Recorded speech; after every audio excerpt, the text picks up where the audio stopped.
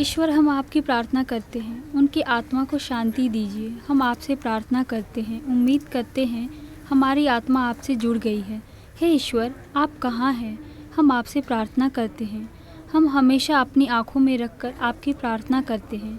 हम इस जन जनादर के सामने आपको ईश्वर स्वीकारते हैं। हम इस आत्मा को आपके पास भेज रहे हैं। उस आत्मा को हम पूरे विश्वास के साथ आपके कदमों में रख रहे हैं। आप इस आत्मा को अपने चरणों में जगह दे दीजिए। ईश्वर, हम आपकी प्रार्थना करते हैं, उनकी आत्मा को शांति दीजिए। हम आपसे प्रार्थना करते हैं, उम्मीद करते हैं हमारी आत्मा आपसे जुड़ गई है। हे ईश्वर, आप कहाँ हैं? हम आपसे प्रार्थना करते हैं। हम हमेशा अपनी आंखों में रखकर अरे, उनके पिताजी अभी तक दिखाई नहीं दे रहे हैं। उनके रिश्तेदार में कौन है? उनके पिताजी दूर के रिश्तेदार में एक हैं। अरे लेकिन इतने दूर के रिश्ते को कौन मानता है भाई? और वो तो अभी केस में उलझे हुए हैं। उनकी मुश्किलें और बढ़ गई है। अगर तकलीफ होती तो लोग आते थे। आते भी कैसे? कुर्बानी की रस्म तो उनके गांव में हो रही है, चर्च तो आरसी के हाथ में है।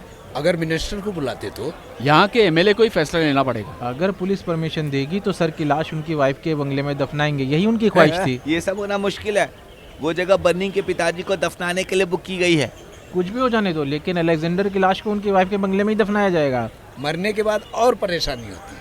अरे दफनाने का काम कहीं भी कर सकते हैं ना। अरे उसमें भी मायने रखता है। आप लोग बहस करके परेशानी बढ़ा रहे हैं। बस जहाँ पिताजी को दफनाते हैं वहाँ सौतेली माँ को दफनाने देंगे क्या? आप ही बताइए। अरे उनके लिए भी रस्म होती है ना। अरे मेरी बेटी की ससुराल में मैयत हुई थी तो इसी तरह परेशानी हुई थी, और वहाँ भी यही रस्म निभाने के चक्कर में बहुत बड़ा हंगामा हुआ था वहाँ पर। जानते हो तुम, यहाँ भी ऐसे होने वाला है, समझे? हाँ, एड्स। उस लाश को दफनाने के लिए हमें कितनी परेशानी हुई पता है तुम्हें? ये वो रस्म है जो पुराने जमाने से चलती आ रही है। मिनिस्टर और पुजारी के आने के बाद ही उस आदमी को कब्र में दफनाना पड़ा है। अगर उनको वैसे ही रखेंगे तो बाकी लाशें भी प्रभावित होंगी। सही कहा।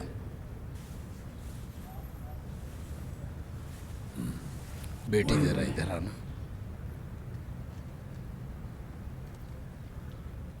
दफनाने का रस्म मालूम है? आप ही बताइए, आपको जो करना है करिए।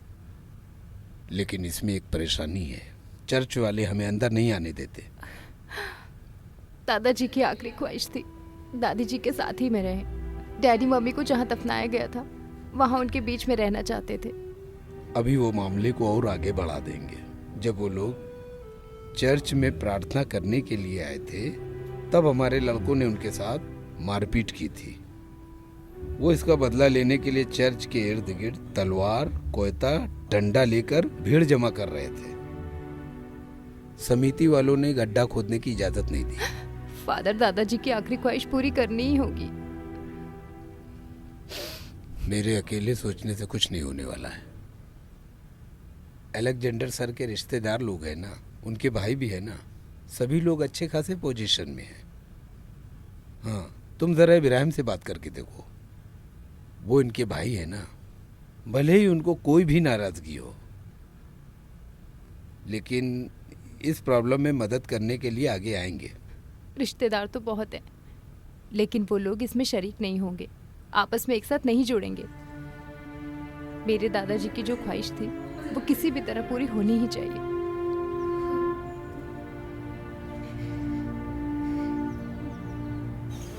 हम चर्च के बगल में नहीं जा सकते हैं। आरसी के हाथ में चाबी है। सीआरपी यहाँ आने वाला है। मुझे ये भी खबर मिली है कि पुलिस वाले भी आ रहे हैं। हमारे पास भी पुलिस है, मफ्ती में। ऐसा है, मेरा दोस्त है, इसीलिए मुझसे ज्यादा सवाल नहीं किया। ओ, ये सब होने वाला काम है क्या? तुम्हें लग रहा है? ऐसा हुआ तो अच्छी बात है। तुम्हारे बीच में लड़ाई करना कोई रस्म होता है क्या? बेटा तुम बैठो। नमस्ते फादर। फादर आप फिर प्रेयर शुरू कीजिए। मैं बोल रहा हूँ जो भी होगा हम देख लेंगे। गड्ढा खोदना रुका तो नहीं है? अभी वो गड्ढा खोदेंगे। आर्मी और पुलिस भी वहीं आ गई है। गड्ढा खोदना पड़ेगा और कुछ भी हो जाए लाश को दफनाना तो पड़ेगा। नीच नाड़ का साइमन वहाँ गया है। बहुत बड़ा गुंडा है वो, किसी से नहीं डरता है। वहाँ 10-20 लोग काम करने वाले भी हैं, बंगाली लोग। कुछ भी हो जाए, ये जिद का काम है, ये भी तो हमें ही देखना होगा ना।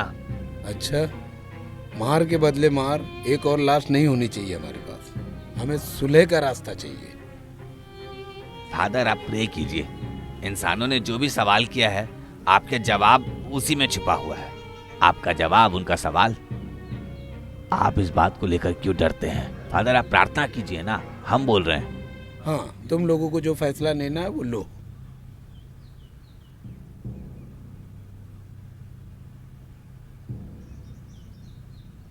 हमारे छोटे बेटे की बीवी का क्या हो रहा है पता है आपको? दर्द आज नहीं तो कल शुरू हो जाएगा, ऐसा बोल रहे हैं डॉक्टर। अरे अभी तक उसको बच्चा नहीं हुआ हाँ, क्या? कारचल गांव में। कुछ भी हो जाए आपको यहाँ रुकना ही होगा दादी, नहीं तो सारा काम खराब हो जाएगा। ये आज की कहानी नहीं है, पहले से चली आ रही है ये कहानी, इसमें बात करके भी कोई फायदा नहीं। और एक बात है, कोची के इस छोटे से गांव में लाश को दफनाने के लिए दमस कमीशन रख के इसका फैसला लेना बहुत बड़ी समस्या है। पिछले हफ्ते एक परेशानी हुई थी, हमारे चर्च में नहीं, काटूर के चर्च में। कोर्ट के फैसले के अनुसार 6 बजे से 9 बजे तक एक पार्टी को अनुमति दी है और 9 बजे के बाद दूसरी पार्टी को अनुमति दी है। दोनों पार्टी की प्रार्थना और कुर्बानी देखकर जीसस भी भाग गए होंगे। ये क्या आप मजाक उड़ाने के लहजे में क्यों बात जो ये कर रहे हैं? पूछ रहे हैं वो सही बात है ना, चाहे भगवान हो या ईश्वर हो, उन्हें भी सहमति सहने का अधिकार है। जो बात मैं बोलने आया था वो तो बोला ही नहीं। सुबह कुर्बानी करने वाले थोड़े लेट हो गए, जैसे ही 9 बज गया तो दूसरी पार्टी के लोग आ गए, प्रार्थना भी शुरू हो गया। पहली पार्टी का प्रार्थना शुरू नहीं हुआ था, उसके बाद दोनों पार्टी में मारपीट शुरू हो गई, समझे? मैं भी वहाँ गवाह बनकर खड़ा था। आजकल के बच्चे चर्च में घुस करके झगड़ा करने के लिए कितने उतावले हो रहे हैं, और लड़कियां भी कम नहीं है, वो भी बीच में घुस के झगड़ा करती है। धीरे बोलो। अभी उनके साथ कोई जबान लड़ा सकता है क्या? यही हमारा धीरे निजी बोलो स्वभाव ना। है ना। हाँ, चुप हो। वैसे देखा जाए तो दादाजी हमें बिना तकलीफ दिए ही चले गए। जब बीमार पड़े थे तो किसी काम के नहीं थे। चर्च में गए काफी दिन हो गए थे, चर्च में जाकर भी कोई फायदा नहीं हुआ। वहाँ पे सारी प्रक्रिया कारसेट में रख के किए होंगे जिस दिन जीसस का जन्म हुआ था। अलेक्जेंडर सर के हर काम में हाथ बटा रहा था, लेकिन इस तरह की परिस्थिति मुझसे देखी नहीं जा रही थी। उनकी आत्मा की शांति के लिए मैं हर रोज ईश्वर से प्रार्थना करूंगा। कट। एक और टेक चाहिए क्या? नहीं ठीक है। कैसा रहा परफॉर्मेंस?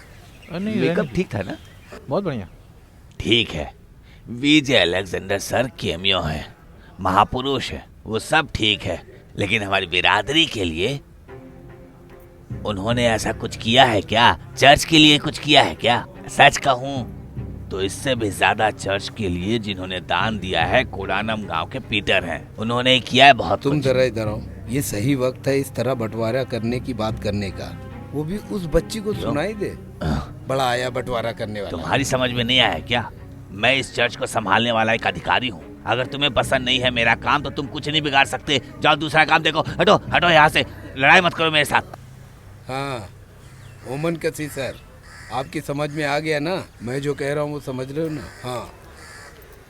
हाँ, छोटी माँ, वो लोग अपने काम में अच्छी तरह ध्यान दे रहे हैं। चर्च के बारे में किसी तरह शक हुआ तो मुझे आकर पूछो, वो सब रहने दो। चलो चलते हैं। वो क्या है ना फादर, हम बिशप से जाकर मिलेंगे। तुम्हारा यहाँ क्या काम है? बिशप से मिलने वाला तू कौन होता है? बहुत देर से मैं इस सवाल को पूछना चाहता था। ये मैयत का घर है इसलिए मैं कुछ नहीं बोल रहा था। हम अपनी परेशानी को खुद सुलझा लेंगे, हमारे पास भी आदमी है। हमारे काम में टांग अड़ाने आ गए दूसरी जाति के गैर लोग। थू, बड़ा आ गया मध्यंतर। अरे बेटा, हमारे बीच में हमारी समस्या को हल करने के लिए प्रमुख लोग हैं। अरे हम उनकी बातें सुनते नहीं है, तुम आ गए बीच में। चलो दीदी, मैं जरा बाहर जाकर आती हूँ। कहाँ जा रही हो? फादर से मिलना है, कोई फैसला तो लेना होगा ना। उसके लिए यहाँ आदमी है ना, तुम लड़की होकर जा रही हो।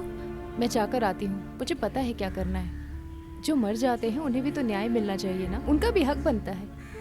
विमला तुम मत जाओ, फादर आते ही होंगे। सन्नी मामा फादर को बुलाने गए हैं, वो आते ही होंगे। हम उनके आने के बाद ही कोई फैसला ले सकते हैं। मार के बदले मार, फादर का यही कहना है। तुम अंदर आओ। मुझे नहीं चाहिए।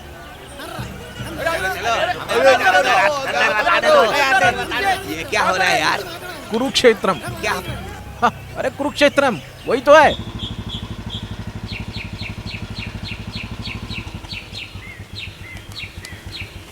अब जरा हटिए। श्री विजय अलेक्जेंडर की लाश को दफनाने के मसले को लेकर अभी भी यहाँ पे लड़ाई हो रही है। चर्च में दो पार्टियों के बीच जो मतभेद है उस बात को लेकर समस्या और भी बढ़ रही है। पार्टी के लोगों में मतभेद होने की वजह से दाह संस्कार की प्रक्रिया और भी ज्यादा मुश्किल होती जा रही है। इस मसले का हल निकालने के लिए सरकार की ओर से एसपी, सीआरपी, कलेक्टर आकर कैंप भी लगा रहे हैं। इस मसले को शांति से सुलझाने के लिए मुख्यमंत्री की ओर से सलाह और आदेश भी दिया गया है। इस मसले को लेकर पक्ष में दो अलग पार्टी आपस में भिड़ रहे हैं। इनकी आखिरी ख्वाहिश थी कि इनकी लाश को उनकी पत्नी की कब्र के बगल में दफनाया जाए। उनकी ख्वाहिश को पूरी करने के लिए एक पार्टी बहुत कोशिश कर रही है, लेकिन विपक्ष लोग इसकी खिलाफत कर रहे हैं। इन दोनों पार्टियों के बीच वाद विवाद के तहत इसका हल निकालने के लिए लोग कोशिश कर रहे हैं। कुछ भी हो, जितनी जल्दी हो सके इंसान को एक कब्र मिलनी ही चाहिए।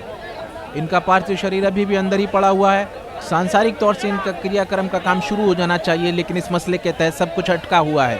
RTV की ओर से मैं सूरज कुमार।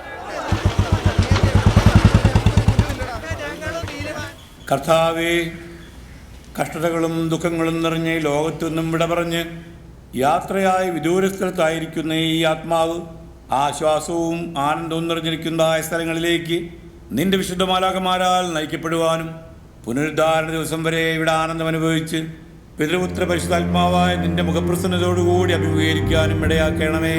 കരുണയുള്ള ദൈവമായ കർത്താവേ, നിന്നിൽ ഞങ്ങൾ അഭയം പ്രാപിച്ചുകൊണ്ട് നിന്റെ കൽപ്പന പ്രകാരം നിദ്ര പ്രാപിച്ചിരിക്കുന്ന ഈ ആത്മാവിന് വേണ്ടി അപേക്ഷിക്കുന്നു. കർത്താവേ, ദുഷ്ടന്മാരായ മത്സരക്കാരുടെ വലകളിൽ നിന്നും അദൃശ്യമായ അന്ധകാര സേനകളിൽ നിന്നും ഇവനെ സംരക്ഷിച്ച് നീതിമാന്മാരുടെ കൂട്ടത്തിൽ രക്ഷാസ്ഥാനത്ത് ചെന്ന് ചേരുവാനും നിന്റെ വിശുദ്ധരോടൊരുമിച്ച് എന്നേക്കും വസിക്കുവാനും ഇവനെ സംഗതിയാക്കണമേ. ഹോശോ വക്കുല സുബാൻ ലവൽമീൻ. സംരക്ഷകനാം നാഥാ ദേവാ ഹല്ലേലൂയ.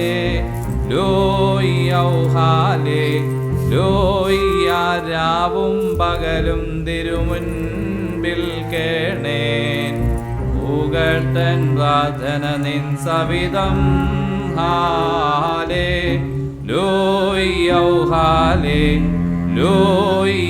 ശ്രദ്ധിച്ചിടണമെൻ തിന്മയ മോഹിച്ചെന്നാൽമം. ഹല്ലേലൂയ.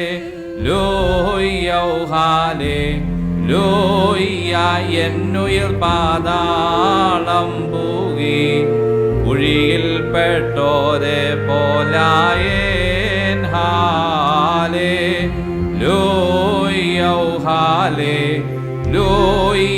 തുണയറ്റോരോടൊത്തെ ഞാൻ